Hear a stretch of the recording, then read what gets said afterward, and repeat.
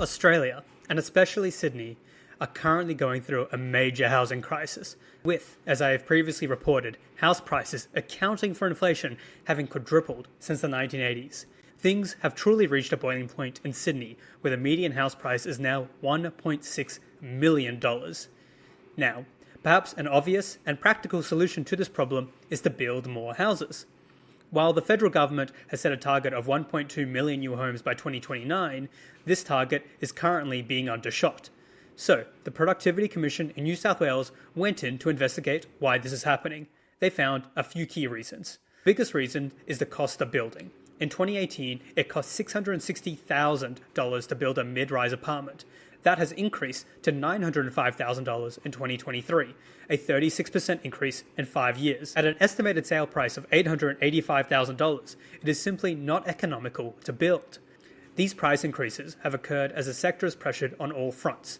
As I have reported in other videos, the current levels of public infrastructure spending are incredibly high.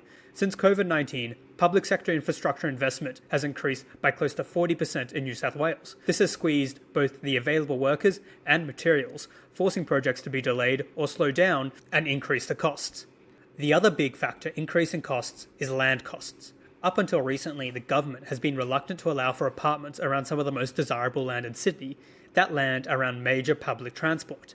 And as Sydney's population has increased, these desirable areas have only become more desirable, pushing up the price further. This means that land acquisition is the second largest cost of building apartments in Sydney after construction costs. The other major barrier are the barriers and friction to building. Simply stated, the path to actually build more houses in Sydney is long, painful, and expensive. These bottlenecks and frictions in the planning process extend the process to up to 7 years, which is a bit of an issue when we need more housing yesterday. So, what are the proposed solutions? Well, the review provides 4 main solutions. First, free up construction capacity to build more homes quickly.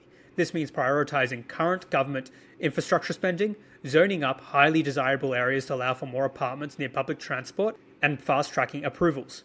Although the review specifically recommends not providing tax breaks and subsidies for developers as the money could be better used elsewhere. Second is to streamline the entire development process, basically making sure the local governments are only blocking development for good reasons, not just because they want to make sure no one else has an easy commute to the city. Third, help the construction centre deliver, mainly through encouraging more workers through training and migration. Finally, to intervene to ensure that new housing is diverse, with a broad range of apartments, from large enough to support a family to small enough for a uni student are provided. This includes sustained investment in social housing.